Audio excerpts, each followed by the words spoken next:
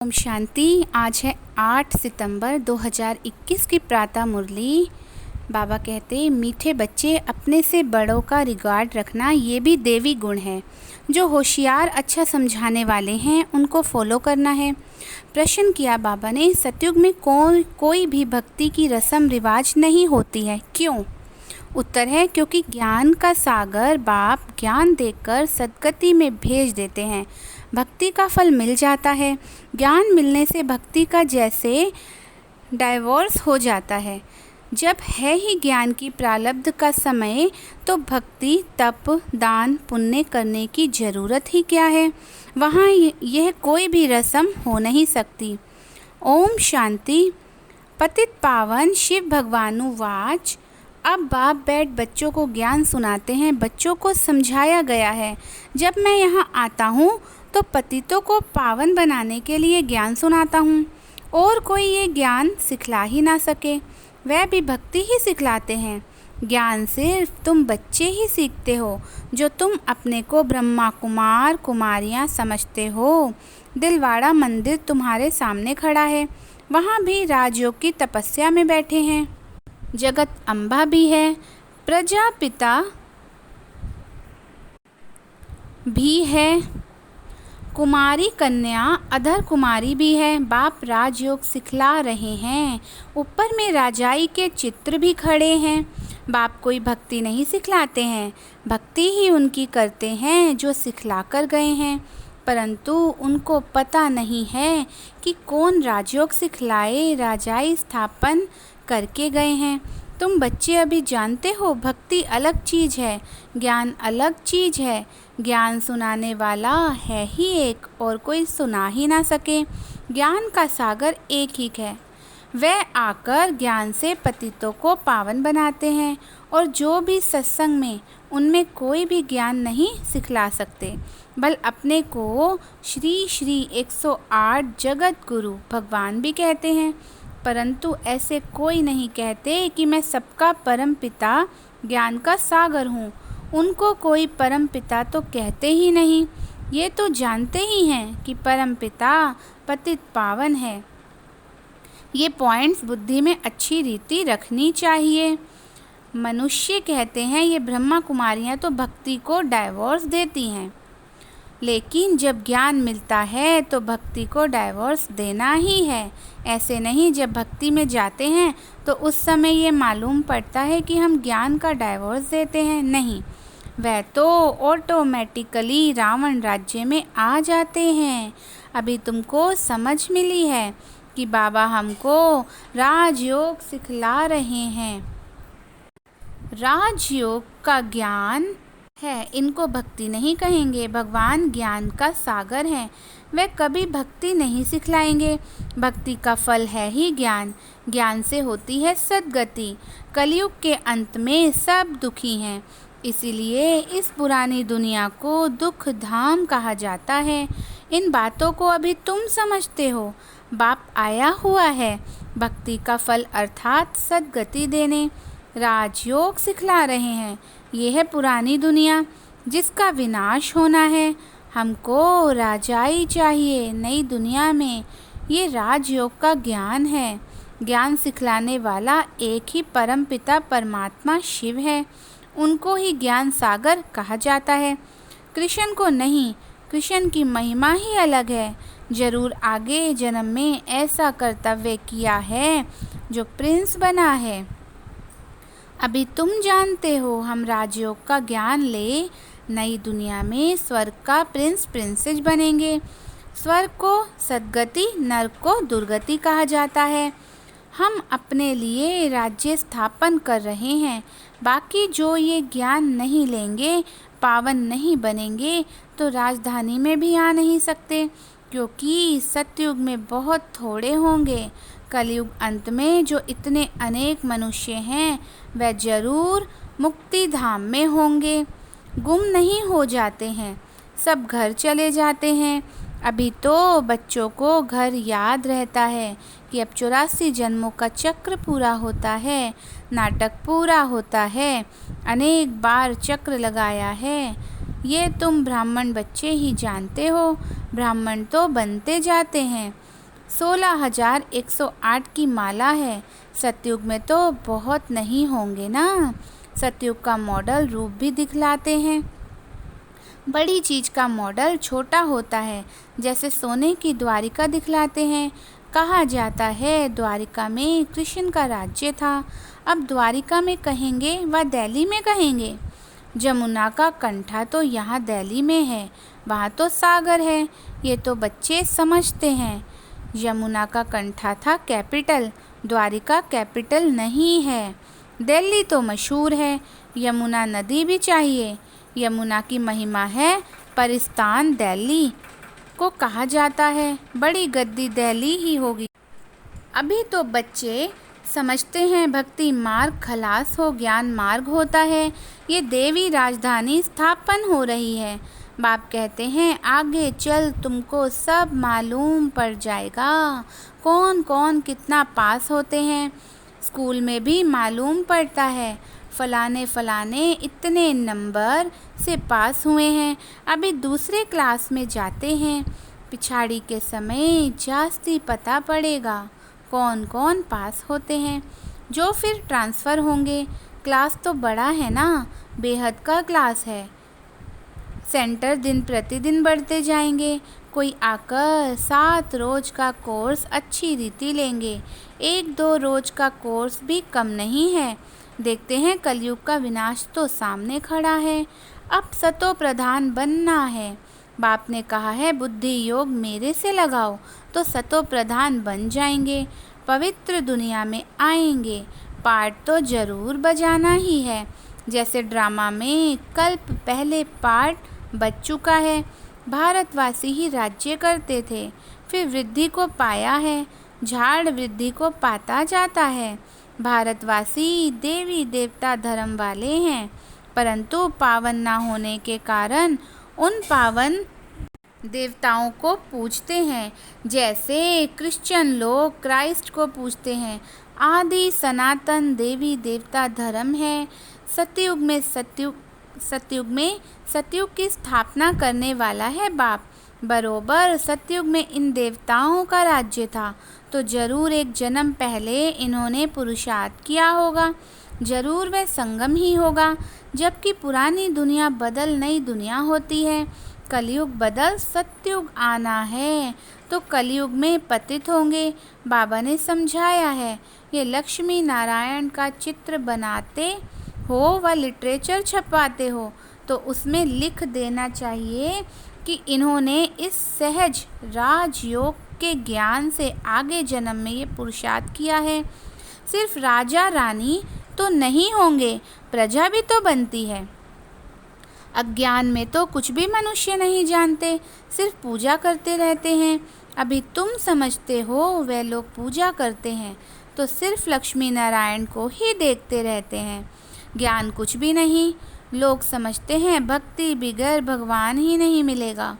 तुम किसको कहते हो भगवान आया हुआ है, तो तुम पर हंसते हैं। भगवान तो आएगा कलयुग के अंत में। अभी कहाँ से आया? कलयुग की अंत में भी क्यों कहते हैं, ये भी तो समझते नहीं। वह तो कृष्ण को ले गए हैं द्वापर में। मनुष्यों को जो आता है सो बोल देते हैं बिगर समझ के। इसलिए बाप कहते हैं तुम बिल्कुल ही बेसमझ बन गए हो। बाप को सर्वव्यापी कह देते हैं। भक्ति बाहर से तो बहुत खूबसूरत दिखाई पड़ती है। भक्ति की चमक कितनी है, तुम्हारे पास तो कुछ भी नहीं है। और कहाँ भी सत्संग आदि में जाएंगे तो आवाज़ ज़रूर होगा, गीत गाएंगे। यहाँ तो बाबा रिकॉर्ड भी नहीं पसंद करते। आगे चल शायद ये भी बंद हो जाए। बाप कहते हैं इन गीतों आदि का सब सार तुमको समझाता हूँ, तुम अर्थ जानते हो। ये पढ़ाई है, बच्चे जानते हैं। हम राजयोग सीख रहे हैं। अगर कम पढ़ेंगे तो प्रजा में चले जाएंगे। इसलिए जो बहुत होशियार हैं उनको फॉलो करना चाहिए, क्योंकि उनका पढ़ाई में अटेंशन जास्ती है, तो उससे फ़ायदा होगा। जो अच्छा समझाने वाले हैं उनसे सीखना चाहिए। जो अच्छा समझाते हैं उनको सेंटर पर याद करते हैं ना। ब्रह्मा कुमारी तो बैठी है, फिर कहते हैं फलानी आए, समझते हैं ये बड़ी होशियार है। ऐसे हैं तो उसका फिर आदर भी करना पड़े, बड़े का फिर रिगार्ड भी ऐसा रखना होता है। ये ज्ञान में हमारे से तीखे हैं, जरूर इनको ऊंच पद मिलेगा। इसमें अहंकार तो नहीं आना चाहिए। बड़े की बड़ी इज्जत होती है, प्रेसिडेंट की ज़रूरत जास्ती इज्जत होगी। हर एक की नंबरवार इज्जत होती है, एक दो का रिकॉर्ड तो रखेंगे ना। बैरिस्टर में भी नंबरवार होते हैं। बड़े केस में बड़ा होशियार वकील लेते हैं, कोई कोई तो लाख रुपए का भी केस उठाते हैं। नंबरवार जरूर होते हैं। हमसे होशियार हैं तो रिकॉर्ड रखना चाहिए। सेंटर संभालना है, सब काम भी करना है। बाबा को सारा दिन ख्यालात रहते हैं ना, प्रदर्शनी कैसे बनाई जाए, पूरा अटेंशन देना है।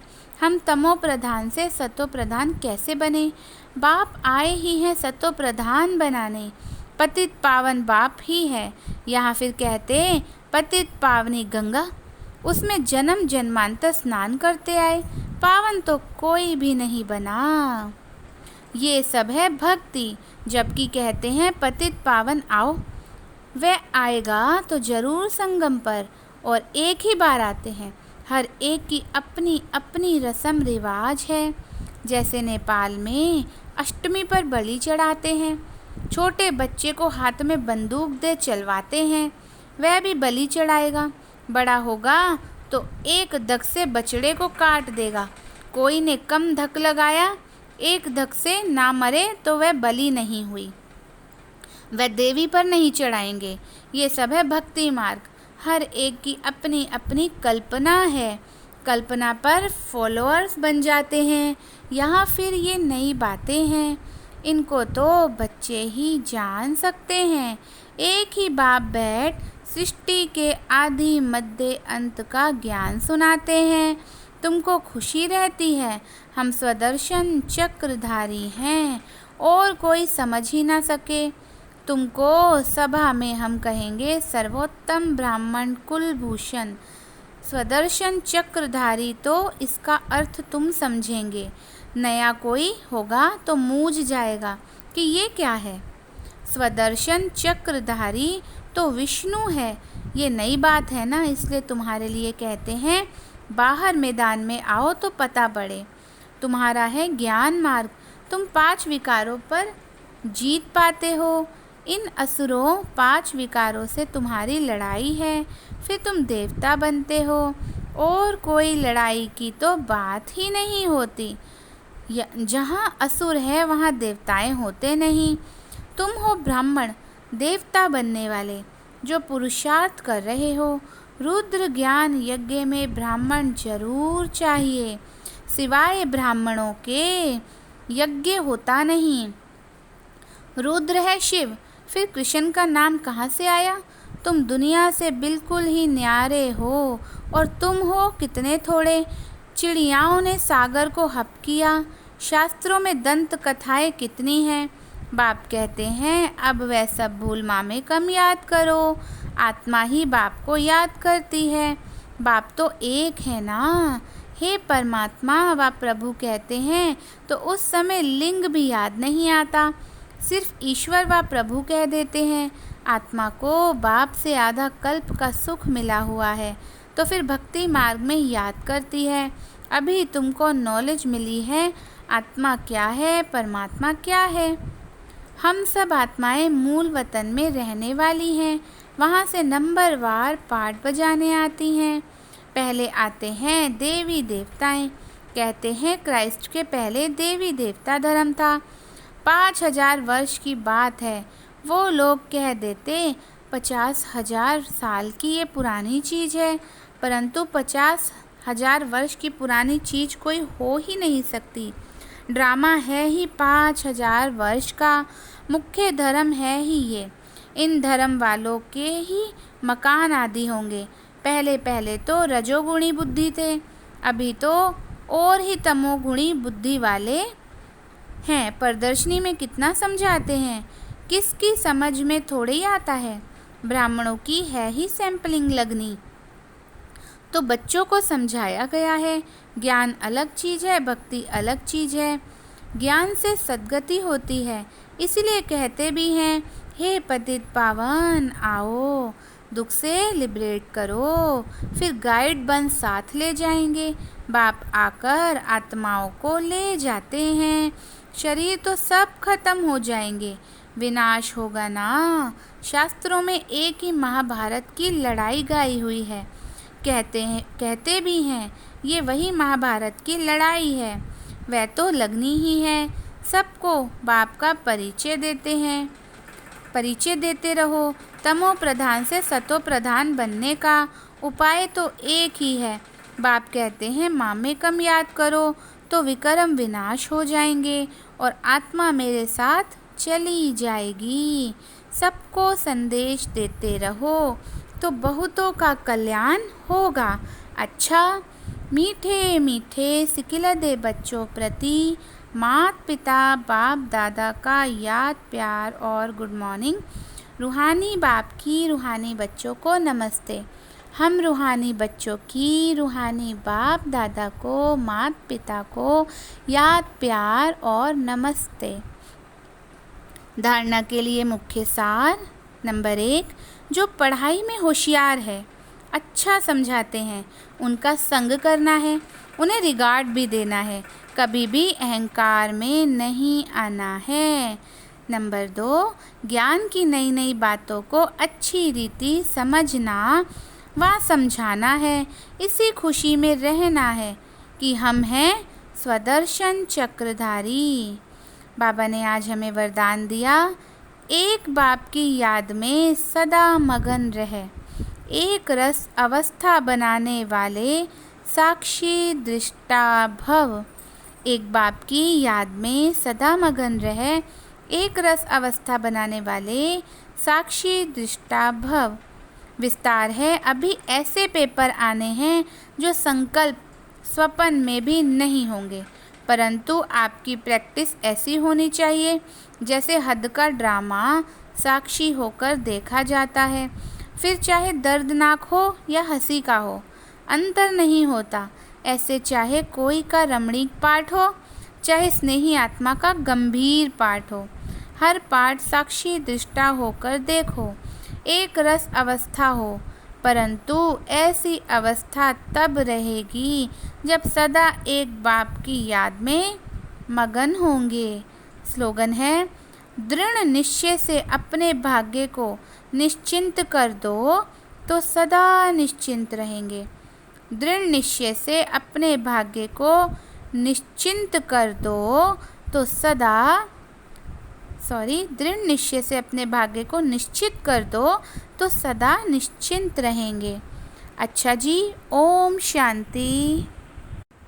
आज की मुरली के स्वमान हैं, मैं एक बाप की याद में सदा मगन रहने वाली आत्मा हूँ।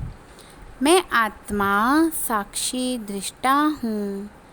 मैं ज्ञान की बातों को अच्छी रीति समझ दूसरों को भी समझाने वाली आत्मा हूँ। मैं सदा निश्चिंत रहने वाली आत्मा हूँ। मैं दृढ़ निश्चय से अपने भाग्य को निश्चित करने वाली आत्मा हूँ। मैं स्वदर्शन चक्रधारी आत्मा हूँ। मैं अपनों से बड़ों का रिगार्ड रखने वाली आत्मा हूँ। अच्छा जी, ओम शांति।